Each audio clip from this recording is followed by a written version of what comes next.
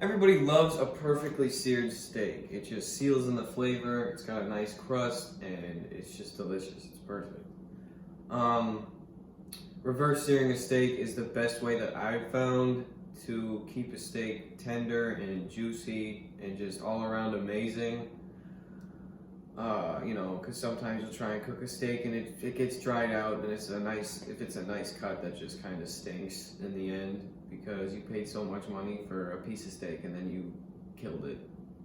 So I'm gonna show you how to not do that.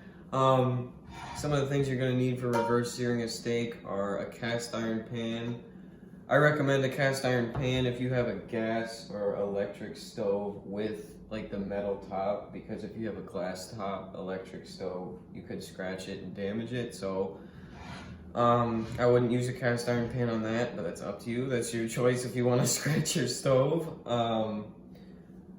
But I use a cast iron pan because the heat distribution is amazing for cast iron, and if you know anything about cooking on cast iron pans with meat, the flavor just seeps into the metal, which sounds weird, but it seeps into the metal and it just adds flavor upon flavor upon flavor. So every time you cook a piece of steak in here, it'll just be more amazing.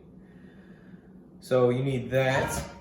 You're gonna need like a cookie sheet and then a wire rack so that you can get your steak cooked up a little bit before you sear it to get it at that medium rare level.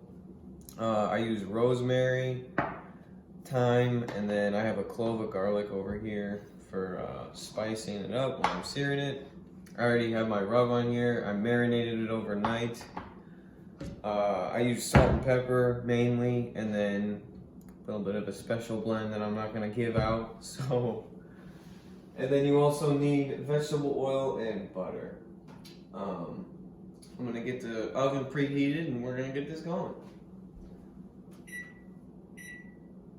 Alright, so I have my oven behind me preheating up to 200 degrees. I have my steak on my little cookie sheet, and that's ready to go. And I think I'm gonna bake it for around 40 minutes just because I know how long to do it for. And then that's the oven, so I'm just gonna throw her in.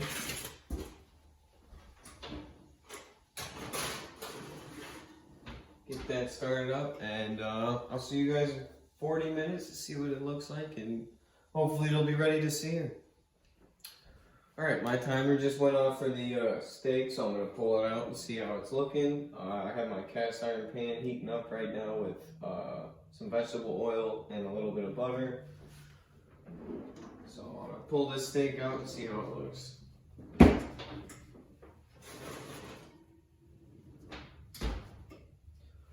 Alright, so that's how it should look.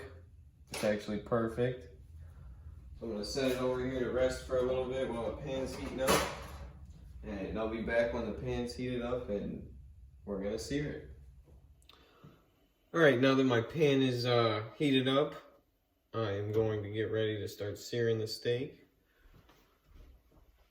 So, I have my rosemary, my garlic right here, and my thyme.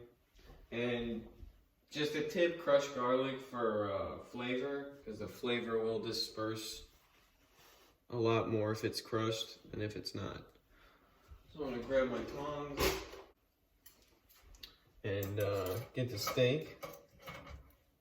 Pick it up. Then you just lay it in there. And that's what you should hear.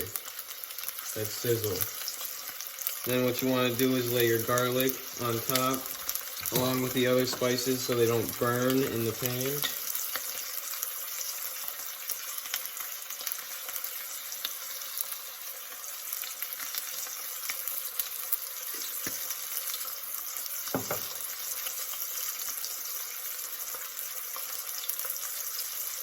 And we're basically just going to do this for a couple minutes on each side until it's got a nice crisp crust, and it'll be done after that.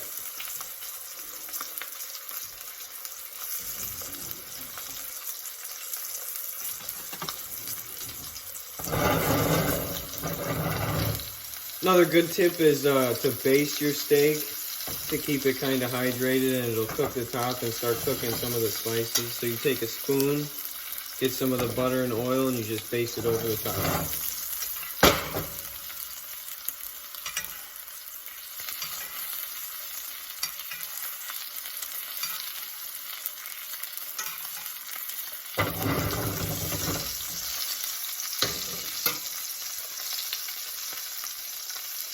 I'm gonna get ready to flip it now, and it's alright if the spices fall because it'll be done pretty quick anyways. And if you can see, there's a little bit of like a crispy crust going on right here. And that's what you want.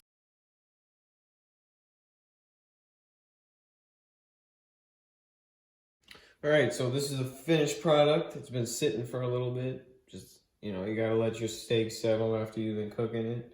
So I'm gonna cut into it and give you guys a cross section to see what it looks like.